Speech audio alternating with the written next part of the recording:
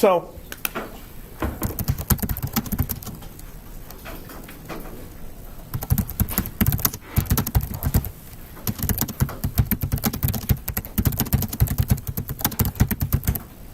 dynamics is all about how to make things do what we want them to. So we have to understand the causes of motion, and that gives us the ability to apply our own causes to the motion to actually get the results we're looking for.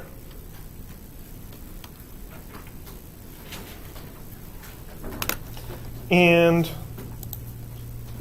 where are my notes from yesterday? I like the intro that I gave yesterday, which is why I want to pull it up.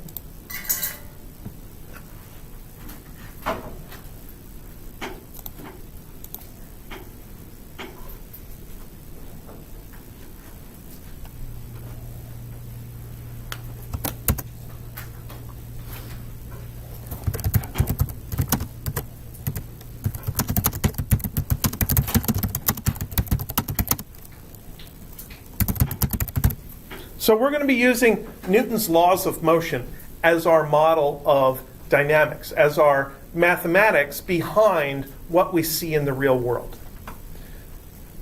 In a sense, Newton's laws are a physical theory that tries to describe the causes behind something.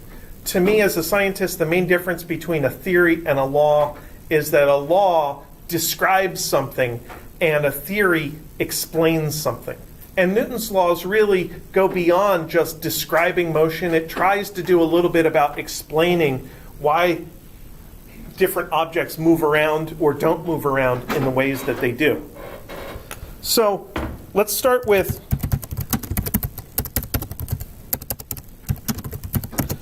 Newton's first law, which you may have heard before, but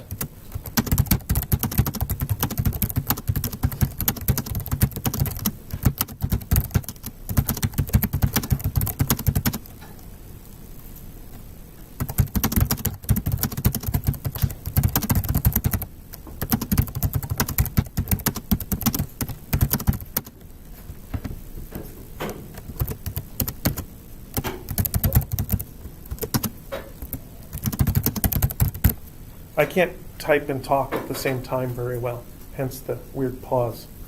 So Newton's first law, an object at rest tends to stay at rest, and an object in motion tends to stay in motion with constant velocity.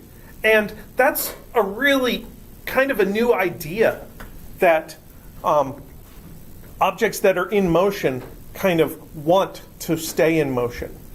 Before the time of Newton, we kind of thought that an object's natural situation was to be stationary.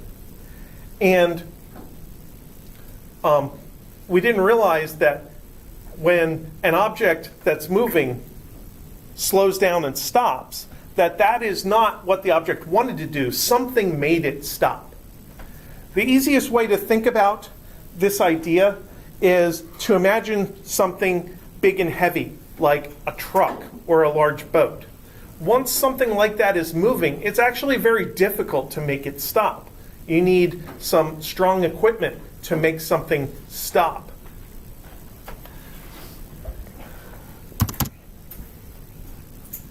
This Newton's first law is also called the principle of inertia. And that word inertia is adopted by other fields of study to describe any quantity that once it gets changing, it tends to keep changing. So in financial markets, there's some inertia. Once something starts to increase in price, it tends to keep increasing for a little while. If it starts to decrease in price, it tends to keep decreasing for a little while. And if there's some new natural price for this thing, it'll tend to overshoot and then come back to the new value later on. Now, this law also describes how to make an exception to the rule, how to make the velocity change, how to make a stationary object start moving, and that is to apply a net force.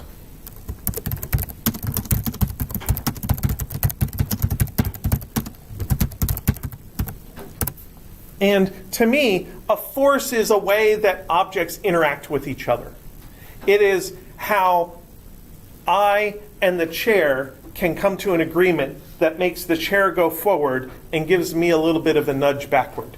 It is how the earth and I are attracted to each other that prevents me from floating off into the sky.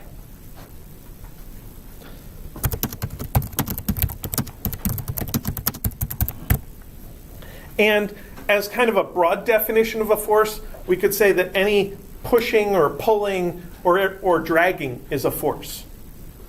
When I started teaching back in Pennsylvania, I had to drive up and down this long highway to get to school, and I had to listen to the radio because I didn't have a smartphone yet to listen to Pandora or something like that. So on the radio, there's lots of advertisements, and one of the car dealers had this nice loud advertisement, as car dealers do, that they called their push, pull, or drag sale. If you could push or pull or drag your old automobile to their lot, they would give you some kind of a trade-in credit toward buying a slightly less crappy vehicle from them. So when I heard that, I started thinking to myself that they're having their physics sale all the time whenever they declared that they were having a push, pull, or drag sale. And really, when it comes down to it, those are the three directions that two objects can interact with each other. Two objects can push against each other, which is a repulsive force. I push the chair away from me. Two objects can pull each other. I can pull something toward me. Or when I'm standing on, well, when the chair is sitting on the carpet and I drag the chair sideways, the carpet is pulling back that way. So the chair and the carpet are on top of each other, but the force is sideways. The relative position is vertical because the chair is on top of the floor, but the direction of the force is sideways. And that's what I think of as a dragging kind of force, when the force is not in line with the connection between the objects. Now, you could also describe a force as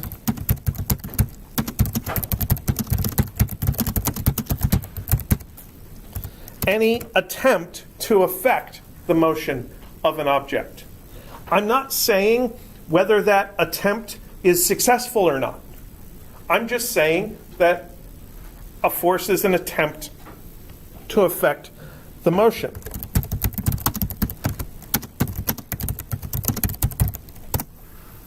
So you could try to make an object speed up by applying a forward force.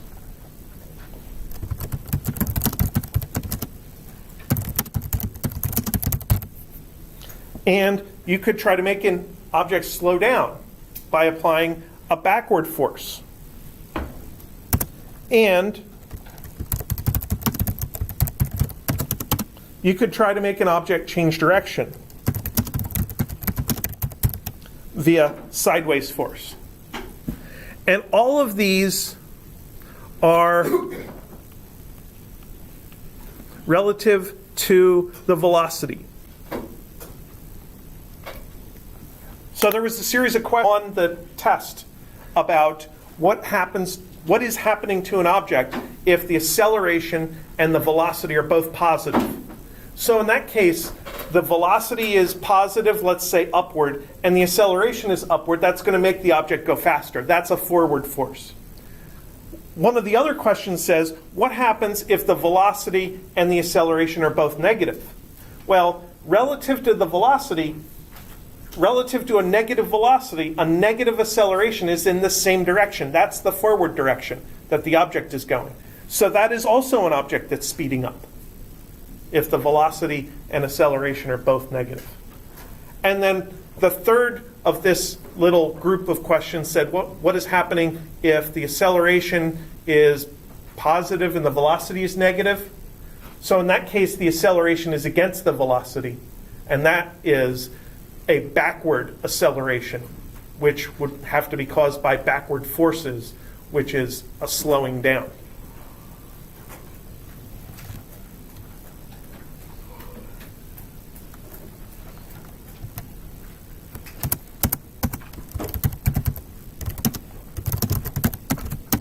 And that kind of brings us to Newton's second law.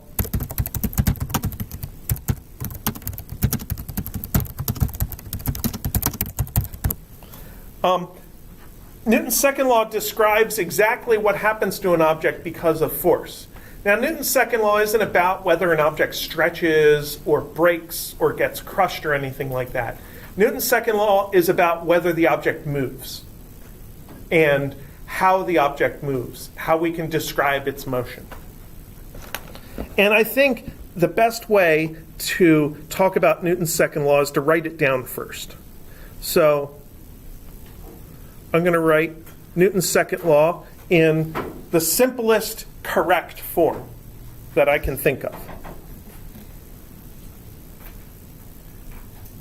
So that is complicated enough that it's general and it applies to all objects at all times. It's a little bit simplified in its notation, maybe a little, but it's as simple as I feel like I can make it. So I want to break down what the different parts of this formula mean and how they affect what we have to do.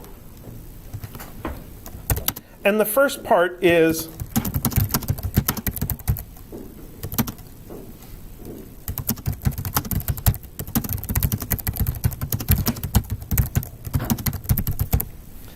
that we have to worry mostly about the net or total force. So that implies that we can have an object affected by more than one force at a time. In fact, usually an object is under the influence of more than one force at a time. So we have to understand how forces combine with each other. How do we take the effects of a downward and an upward force at the same time and apply them to the exact same object? And that's part of the second bullet point here, that forces are vectors. So when we do this vector addition, whether we do it graphically, whether we do it mentally, whether we do it analytically, we have to remember that forces are vectors. And every force has a direction to it. And the direction affects how it adds with other forces.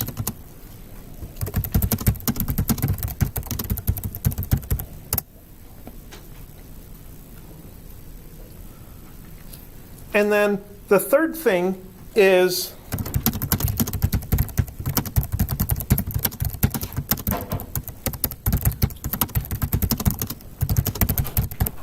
what is the result? The end result of this is the acceleration of the object.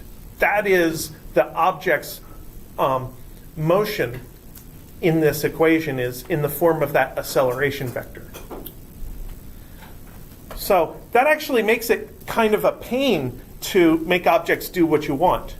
Imagine that you have some kind of a pendulum, such as this thumb drive that somebody left in the computer. So if I want this thumb drive to be over here, I could just move my hand over there, but then when I stop, it's still swinging because I can only affect the acceleration of the thumb drive. So how can I make this pendulum move from one place to another without it being left swinging at the end? I could move very slowly, which does a pretty decent job. I could also move over and then kind of try to absorb the motion when I get to the other side.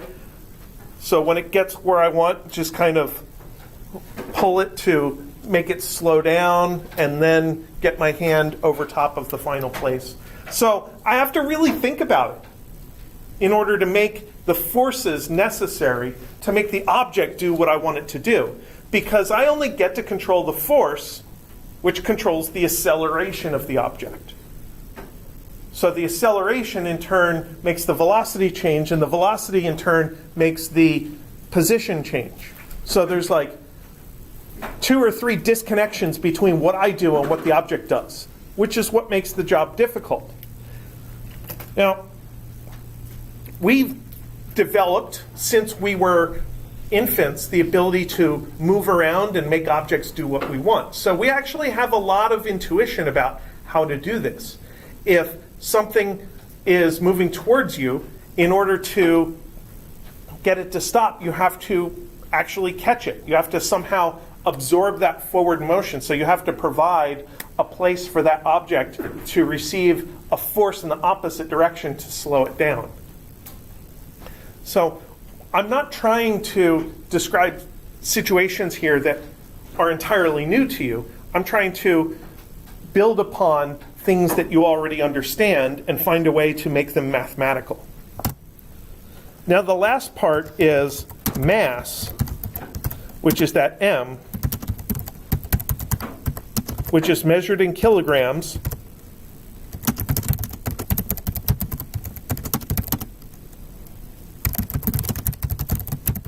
is kind of like a difficulty factor of causing acceleration. So if I try to move something around that has only a little bit of mass, it's very easy. If I try to move something around that has a very large amount of mass, it's much more difficult.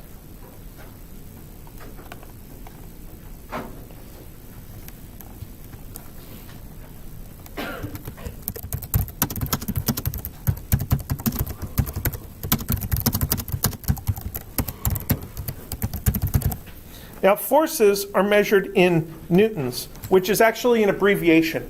And one of the things we often have to do in science is figure out how different quantities are related to each other in various proportionality relationships. And our system of units is based off the idea of proportionality. So if I take a 1 Newton force, that could be the result, well, that could be applied to a 1 kilogram object, and it could cause a 1 meter per second squared acceleration. So hitting a 1 kilogram object with 1 Newton of total force would make it accelerate 1 meter per second squared. So the Newton is, kg, is a kilogram meter per second squared.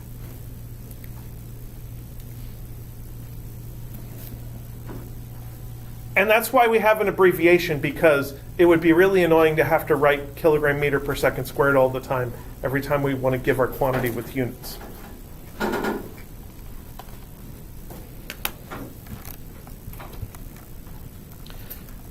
Now there are 3 laws of motion, so we need to talk about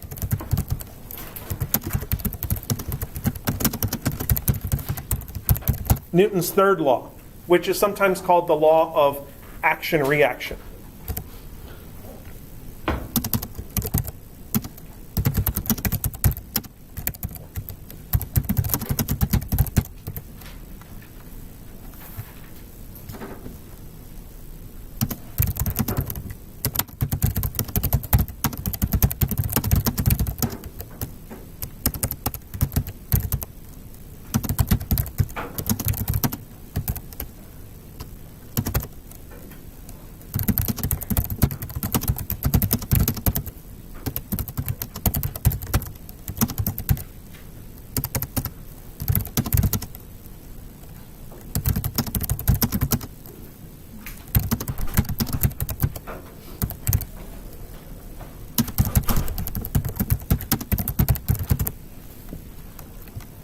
I don't know, maybe I phrased it poorly here.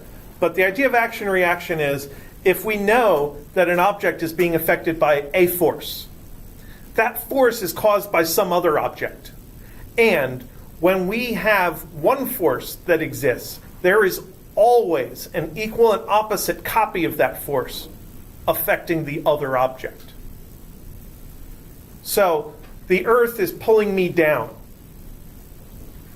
The Earth is the cause of that force that is pulling me down.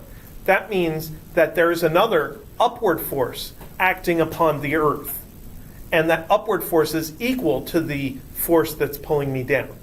So I am affecting the Earth with the same force with which it is affecting me. Now the result of these two forces is not the same. I do not get to pull the Earth around because the Earth is massive, lots and lots and lots of kilograms. So I'm not going to have any real net effect on the Earth. But the amount of force is the same. So if there is a 1,000 Newton force acting upon me due to the Earth, then there is a 1,000 Newton force acting upon the Earth due to me.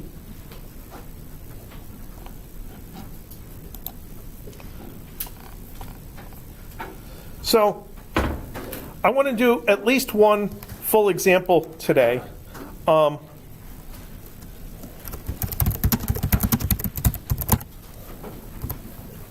And this example teaches us how to build free body diagrams.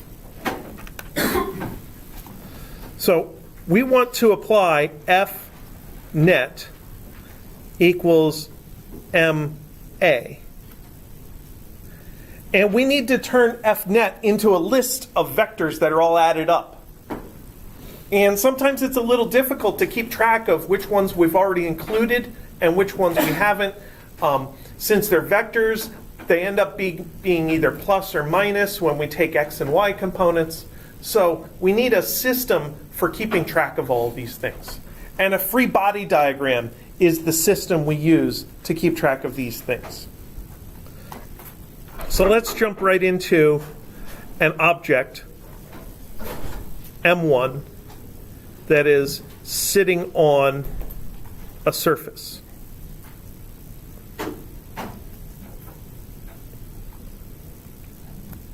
And that surface is called a scale. So we're going to try to weigh this thing. And that scale is in turn sitting on a table or on a floor. So the free body diagram for M1 contains the object,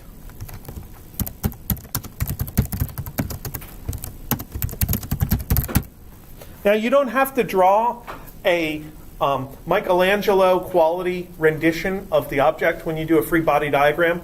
Here I just drew a dot, and that's usually good enough. Sometimes we need to actually give that dot some size, so it might be a box or a circle, but usually a dot is good enough.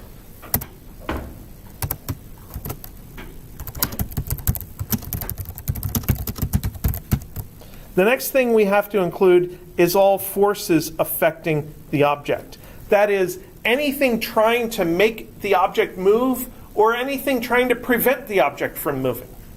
So if we're weighing something on a scale, that implies that there's gravity, so we have to put gravity there. Gravity tries to make things go downward, so we draw a downward arrow for the force of gravity. And usually, in our force diagrams, we're going to need a force of gravity, or we need to explain why we're not including a force of gravity. The next thing we have is the scale is doing something. The scale is preventing the object from going downwards. Imagine what would happen if the scale disappeared. That would be like somebody standing there and a trap door opens in the floor, and thus they fall through the hole in the floor. So in order to prevent M1 from falling, the scale is applying an upward force. That's called F subscript N. So we have Fg is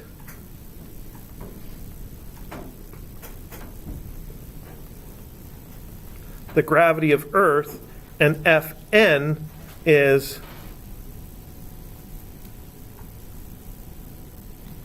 the normal force of the scale. Now the word normal here is kind of really weird, which I think is ironic, because it's weird to have normal there, because they're opposites. Anyway,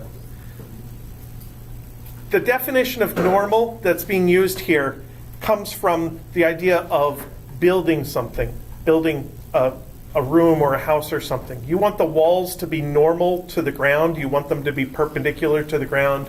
You want your doors to have normal corners, that is, right angle corners. So that's what definition of the word normal is being used here. And the surface of the scale is horizontal.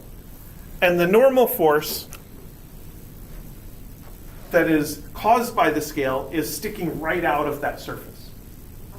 And that's this F sub n affecting our mass.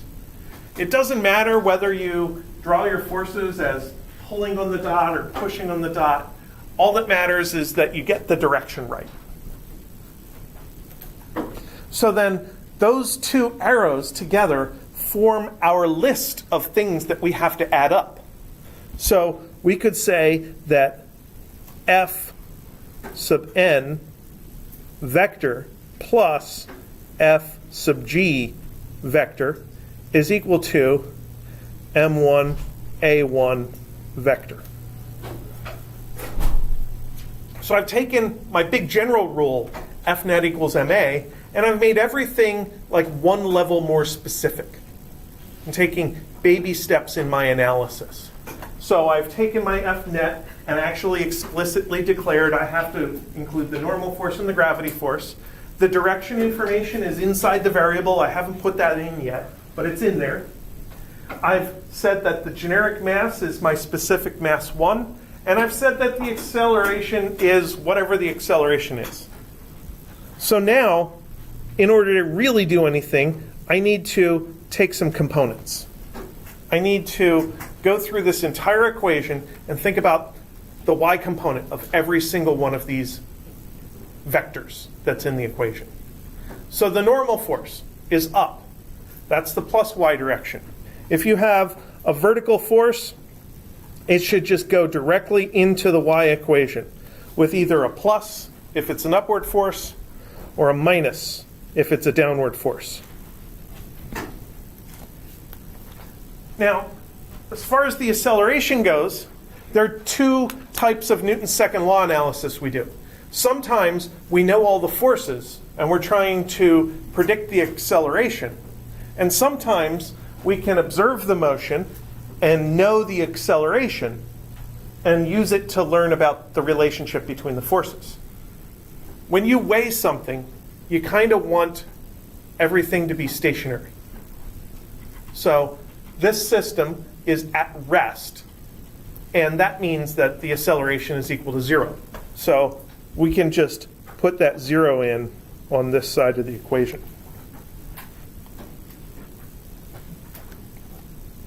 So that tells us that the normal force is equal to the force of gravity.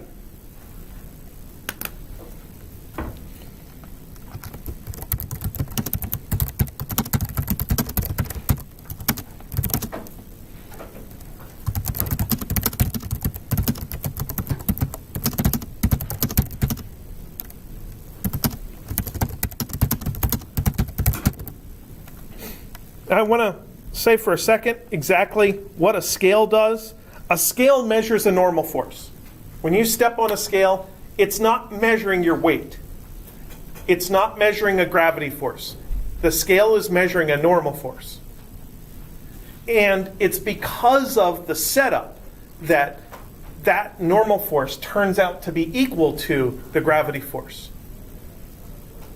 There are some assumptions in this setup that could break this rule.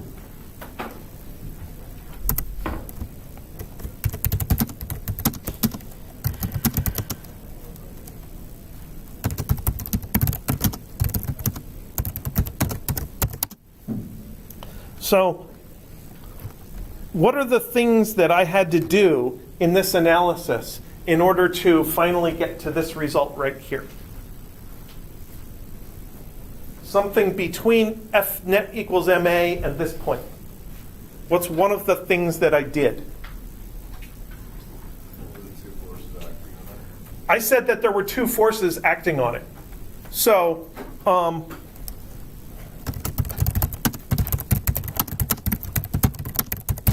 if I had another force, that would mess up this relationship because this would be more complicated and this would be more complicated.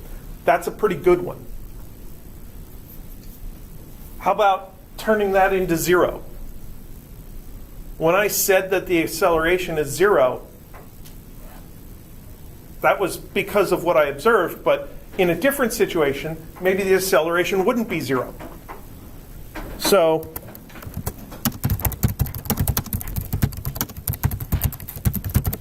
any vertical or diagonal acceleration. And there's one more thing that might be a little tricky. That normal force doesn't have to be upward. Gravity has to be downward. Gravity defines what down means, and hence what up means. But the normal force is perpendicular to a surface. What if we had a tilted surface? Then the normal force would be tilted. So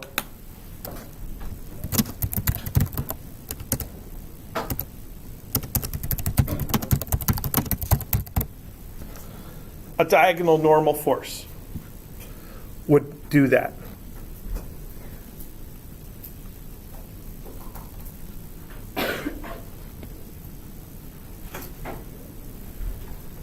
So you do need to watch out for those situations. But as long as you do not have any of those things happening, as long as you have just two forces, up and down, and no motion, then the normal force is the gravity force, and you're actually weighing an object. All right, well, it seems that we've run out of time, so please take my advice to heart and come and talk to me. If there's a line of students out the door, then I will do my best to talk to everybody.